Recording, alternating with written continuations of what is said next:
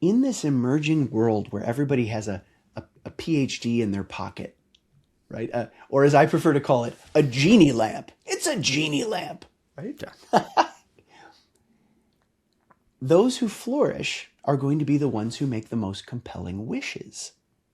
And that means that the limiting reagent has changed. It's no longer depth of STEM expertise or a judicious understanding of financial doctrine.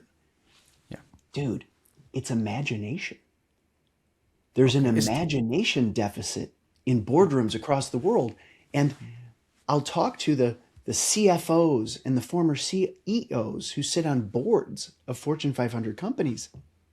They're brilliant, smart, and accomplished people.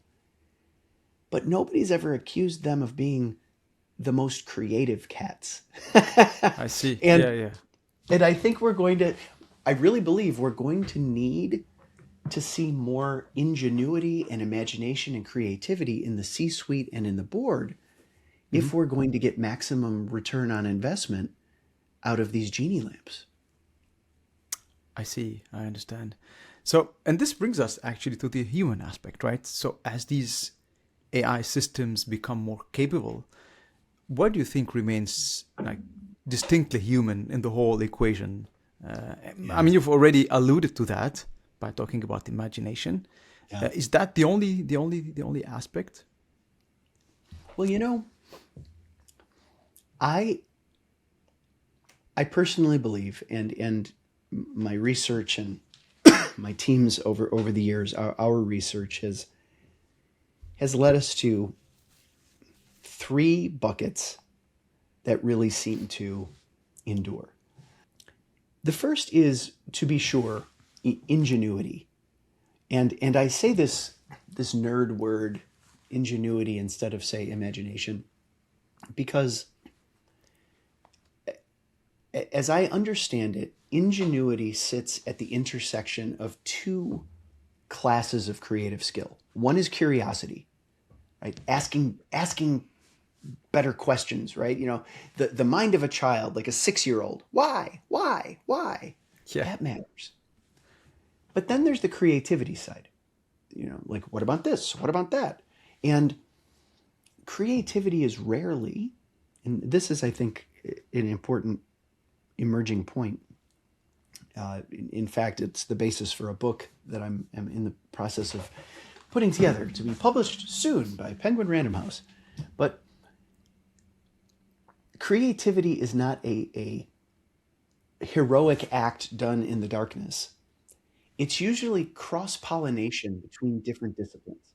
Right? Oh, okay. Because I was an anthropologist and an inventor and a venture capitalist, I'm able to see connections between broad spaces that allow me to suggest novel things that AIs don't yet see. Connecting the dots, basically. Amen, brother. Okay. And so I think, Imad, ingenuity, this idea of asking better questions and coming up with non-obvious dot connections, that's thing 1. Thing 2, empathy. And I know it feels very soft to say, like, only humans can understand humans. But I think there's something there, right? It takes one to know one. For sure. Who better to live with a fellow human's pain and needs and wants and desires than a fellow human? Yeah, I think AI will never replace that to the full extent. I don't either. And one day, my friend, we'll be gray and thinking, like, remember when we thought robot love was false? But I'm with you, right? I think there's early data suggesting that trust, the firm handshake, the look in the eye, that the things we think of as old-timey business values, they matter more than ever in this age where the robots can whip up a symphony, a business plan, a STEM research report. Like, what's left? Trust Definitely. and a belief. Yeah, I agree. Right on. I think thing 3 then, like 3 of 3, it's initiative, self-starting behavior, right? Like pulling one up by one's bootstraps, right? Like you, sir, like you created a podcast. Nobody told you to create a podcast. You said, I'm going to birth this thing into the universe. Right? Okay. It's like, is it like linked to the will as well? Like the will to do something? Yeah. Yeah, I think so. And, you know, it's funny, Imad, I asked an LLM like 2 years ago now. I said, hey, what's initiative? And it said, well, it's the ability to act without needing to be prompted by others. And I smiled, you know, feeling cheeky. I said, like you bag of bolts, you need prompting, don't you? And it comes back and goes, yes, I suppose you meatbags are better at that particular skill than us. It's like robot jealousy, right? But yes. But here's the thing.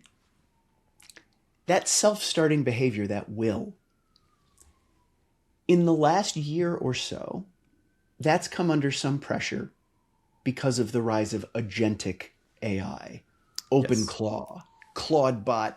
Now Anthropic has its own, you know, homebrew version.